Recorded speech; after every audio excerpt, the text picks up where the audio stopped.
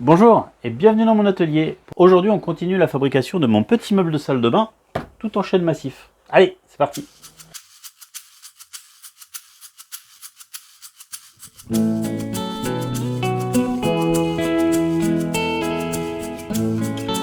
Donc ce petit meuble est un petit meuble donc pour ma salle de bain. Vous voyez qu'il n'est pas très grand, qui fait 60 cm de large sur 42,5 de profondeur et 80, il fera 87 cm de hauteur au final. Il va accueillir une vasque donc pour la salle de bain.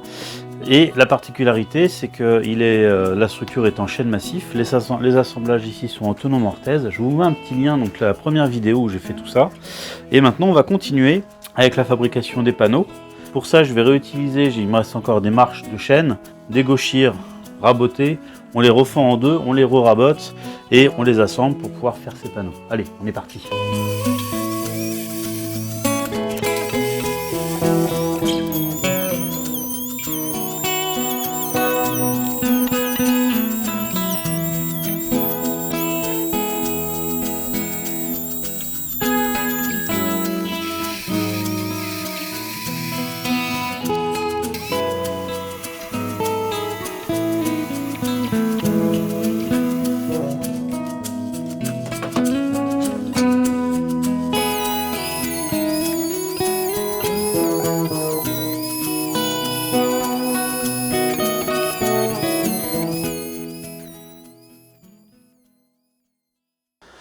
Mes planches sont prêtes, vous voyez, j'obtiens des planches comme ça, c'est des planches qui font à peu près 12-13 mm d'épaisseur. Maintenant on va les coller, donc là le but c'est de faire deux panneaux. Donc on va les coller ensemble, mais voilà, il y a un joint au milieu qu'on ne collera pas, mais on va faire un seul collage. Pour ça je vais utiliser de la colle blanche. J'ai monté un petit banc ici de collage avec mes serre-joints pour pouvoir presser l'ensemble. Et voilà, maintenant il n'y a plus qu'à, hein, c'est parti.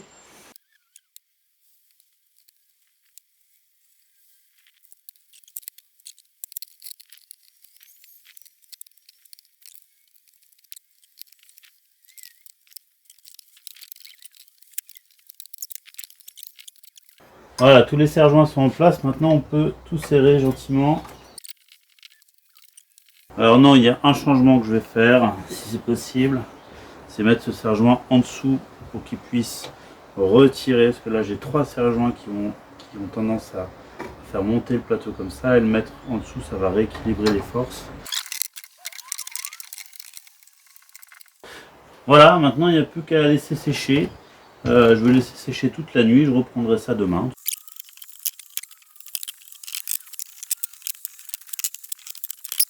Alors il y a un petit peu il y a des traces de colle, il y a un tout petit effleurement ici là, mais tout ça, ça va être repris au ponçage.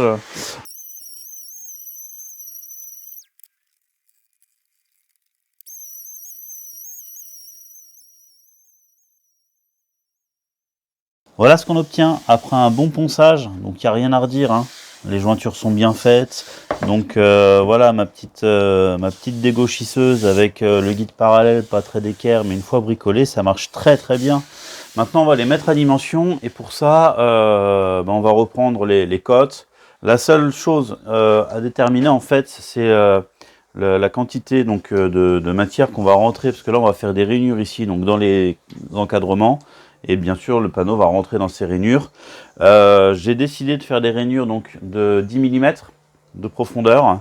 Et par contre, là, de chaque côté, je vais rajouter 8 mm pour laisser une sorte de jeu de fonctionnement. Donc voilà, donc je prends la cote, l'espacement et je rajoute 2 fois 8 mm. Donc je vais couper à 30,6 ici et ici à, j'ai noté ça là, 59,6. Donc voilà, on va découper tout ça. C'est parti.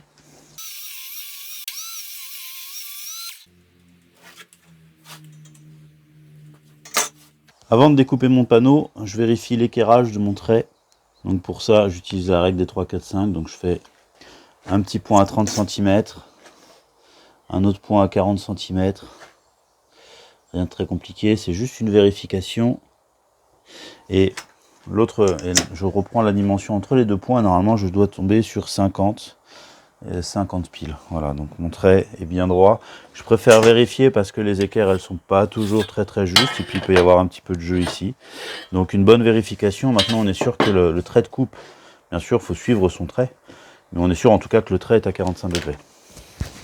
Afin de bien positionner ma règle qui me permettra de faire des découpes précises, je me fabrique un guide qui va me permettre de reporter l'exacte dimension entre ma lame et le bord ici.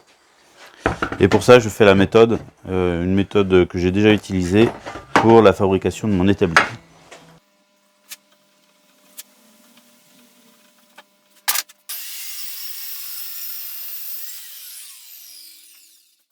Ça y est, mes planches sont à dimension, donc j'ai revérifié les éclairages, donc c'est parfait.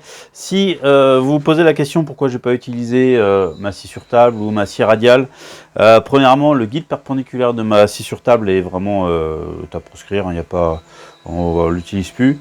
Il marche pas, ça vibre de partout, voilà, c'est un peu compliqué.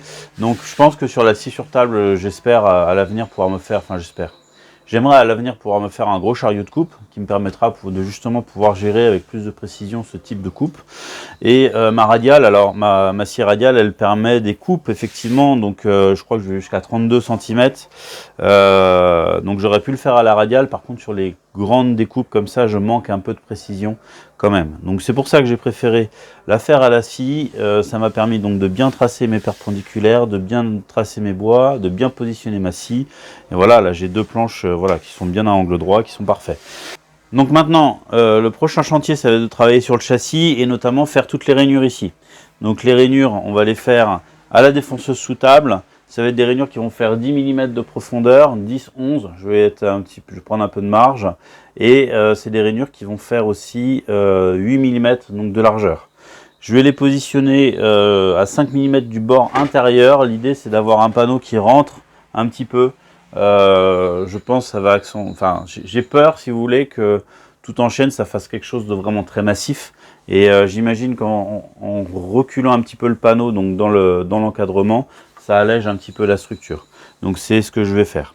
Et donc sur le fond, ici là, je vais mettre un contreplaqué tout simplement. Je vais pas m'amuser à faire un massif, hein. Le chêne, voilà, le chêne c'est quand même un peu précieux, donc je vais pas faire du massif au fond. Un contreplaqué ce sera très bien. Mais par contre il faut que je fasse la rainure. Donc bah voilà, c'est parti. Je note les emplacements jusqu'où je dois aller. Donc j'ai déjà commencé ici, vous voyez les traits un petit peu, donc je prendrai 1 cm de plus, mais ça je mesurerai une fois que je l'aurai démonté.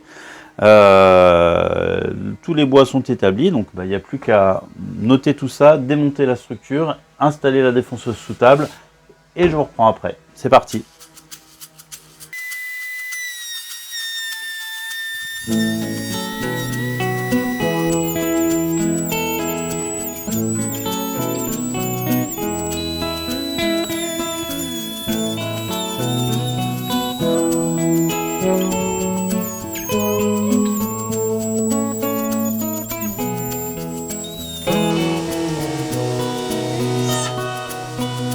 Alors ça y est, toutes mes rainures sont faites donc à une profondeur de 50 mm. Maintenant je vais les refaire, je vais régler ma fraise à 10 mm et je vais tous les repasser. Il y a juste là, il faut vraiment faire attention, je me suis fait surprendre ici. Parce qu'en fait, si vous voyez, il y a la mortaise là, donc on arrive quand même en fond de mortaise. Je suis censé m'arrêter là. Et comme j'arrive avec une rainure qui est prise à l'inverse, en fait, avec le bois plaqué entre le guide et la fraise, bah, ça emmène la pièce. Donc quand même, voilà, faut quand même être bien concentré. Et donc ça me l'a emmené, ça a bouffé un peu là, mais bon, on est sur l'épaulement, donc rien de très grave, ça ne se verra pas après l'assemblage. Et donc voilà, donc être quand même très attentif. C'est pas juste on passe les bois, faut quand même être assez attentif sur ce qu'il y a en dessous. Voilà, donc. Bon, je règle ma fraise et je repasse un deuxième coup.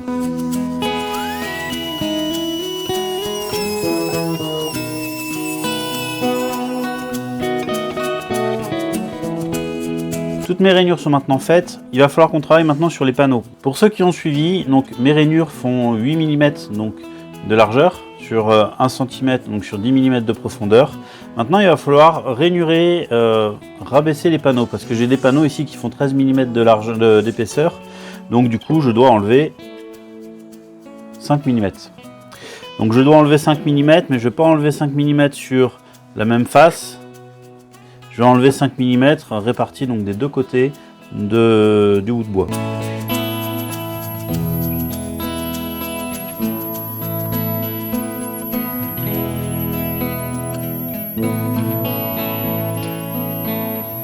Alors je viens de régler ma fraise, la hauteur de ma fraise. La première passe que j'ai fait un petit peu plus de 2 mm. Donc théoriquement là je devrais la faire à 3 pour pouvoir arriver à 5. Comme je l'ai dit plus tôt, sauf que je l'ai augmenté à 4. Pourquoi? Parce que pour pouvoir laisser en fait au panneau un petit peu de jeu de structure, enfin qu'il puisse bouger. S'il a besoin de se dilater, vous savez, le bois ça travaille tout le temps. Et voilà, je laisse 1 mm de plus. Je me pose la question si c'est suffisant. On verra. Déjà, je l'ai fait comme ça. S'il faut que je réaugmente un petit peu, bah, je réaugmenterai et je referai une autre passe.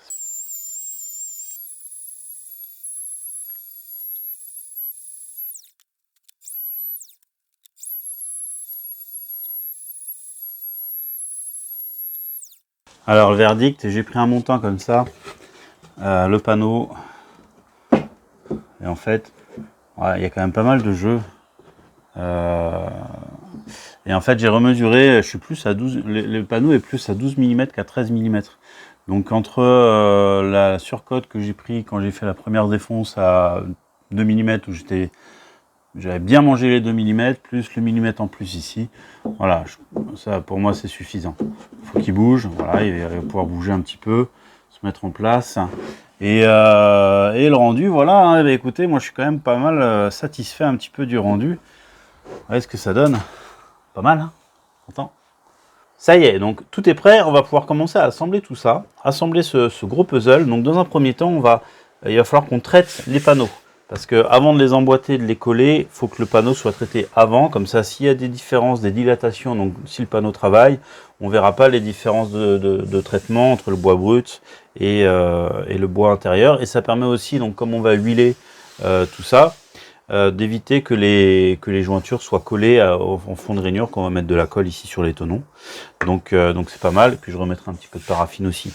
Donc on ponce jusqu'au grain 120, on traite. Au niveau des structures, moi je vais poncer toutes les fonds de rainure et je vais essayer d'effacer tout ce qui n'est pas important. Je vais garder juste mes signes d'établissement histoire de bien me repérer. Et ça, je les réeffacerai après quand on fera le traitement de la structure et du plateau et de l'ensemble. Allez, c'est parti.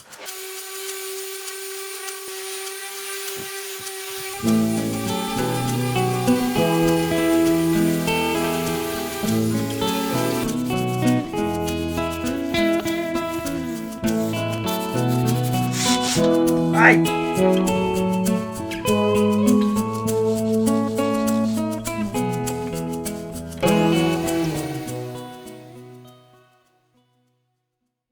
J'ai tout poncé jusqu'au grain 120, même l'ensemble de la structure avec donc les coins, les recoins et les rainures.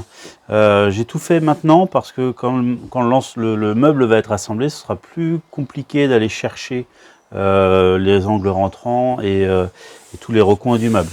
J'ai profité, alors je l'ai fait en off, j'ai préparé les deux panneaux qui vont, donc celui-ci en dessous, donc ce sera le fond bas du meuble, et celui-ci donc qui sera le fond arrière, donc l'arrière du meuble, et j'ai fait donc le trou nécessaire pour faire passer donc toutes les canalisations où j'ai mes deux arrivées ici et j'ai l'évacuation qui va arriver là.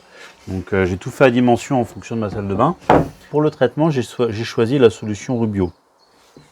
Donc j'ai longtemps réfléchi parce que je voulais essayer de passer par d'autres types de finitions, mais au final j'ai quand même choisi ça. Pourquoi j'ai choisi Rubio? Premièrement parce que je voulais pas une huile standard qui allait jaunir mon bois, et c'est vrai qu'avec Rubio on a la possibilité d'avoir plusieurs teintes, et là j'ai pris soupçon de blanc, ce qui va me permettre de garder un petit peu la teinte naturelle de mon chêne. Aussi, deuxième chose, c'est vrai qu'ils ont une solution avec, donc j'ai pris avec le métallisant, donc ça va me permettre d'avoir une solution aussi, une finition qui va être très étanche, et voilà, ce sera bien protégé comme ça. Mais avant tout, donc là on est sur du chêne. Avant de traiter le chêne, il faut qu'on le prépare, et dans un premier temps, on va commencer par faire ça, par passer donc un fixateur de tanin, ils appellent ça tanin primaire, ça, parce qu'en fait vous savez que le chêne est un bois très tannique, et l'humidité, l'eau va faire ressortir les tanins, ça va pas être joli, ça va être tout taché, il va être tout foncé, et pour éviter ça en fait on va le traiter, donc on va imbiber la surface avec ce primaire en fait qui va fixer les tanins dans le bois, et ça va éviter justement ces remontées tanniques pendant la vie du meuble. Donc c'est parti.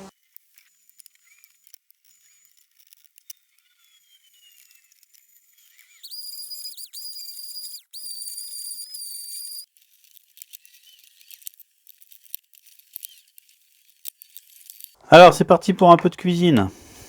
Parce qu'en fait on a deux composants. Là cet ensemble est vendu pour 14 mètres carrés et j'ai à peu près 2 mètres carrés à faire. Là j'ai 1 mètre carré sur chaque côté, sachant que je vais traiter les deux côtés. Alors je sais pas si c'est à la même densité que l'eau, mais bon on va considérer que si. J'ai pas d'autre moyen. 34,5, allez c'est parti. Hop, et là donc 11,5.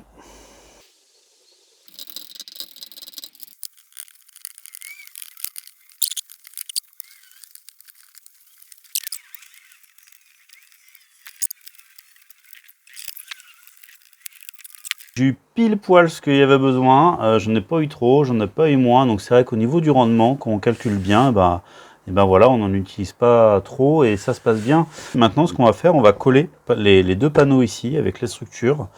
Ceux-là on les collera après, donc je vais les mettre de côté. Donc c'est parti. Pour le collage, je vais utiliser de la colle PU.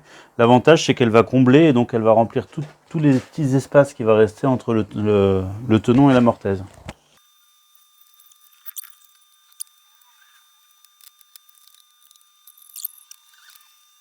Alors hier soir pendant la mise sous colle, j'ai eu un petit souci de stockage, donc j'ai pas pu vous montrer la fin de l'opération.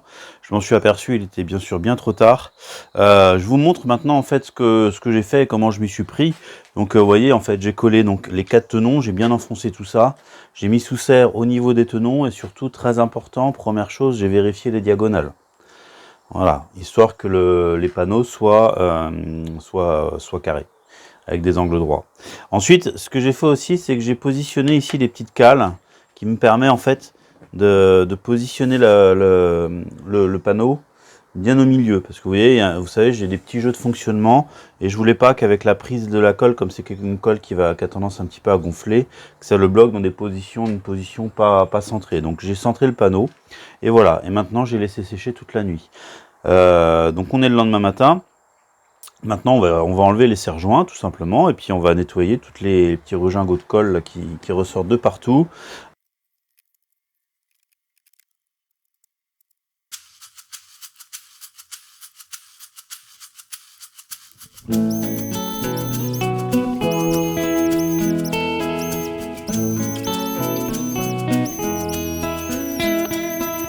Voilà, donc première étape de l'assemblage du meuble fini. Maintenant, on va assembler donc les 4 traverses ici et on va aussi assembler les panneaux qui vont dedans. Voilà, donc c'est à peu près la même chose. Je vous le fais en accéléré et c'est parti.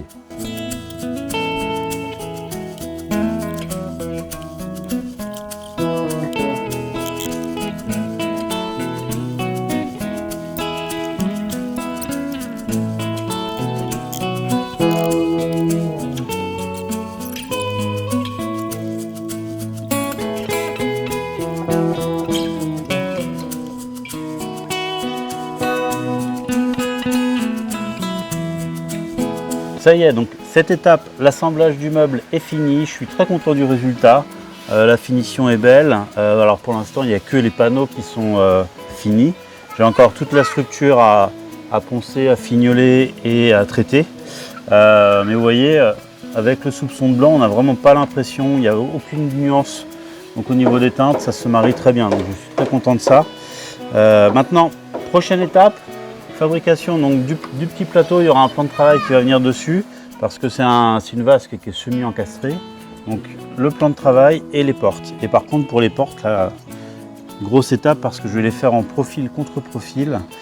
Comme je vous l'avais dit lors de la première vidéo, pour moi c'est la toute première fois que je fais ce type de meuble, ce type d'assemblage, cette conception très traditionnelle. Donc si vous avez des commentaires à faire pour améliorer que ce soit la méthode, voilà, apporter des idées complémentaires, n'hésitez pas, vous pouvez le mettre en commentaire. Bien sûr, le petit pouce bleu qui va avec. Et puis, si ce n'est pas déjà fait, abonnez-vous. Allez, à bientôt!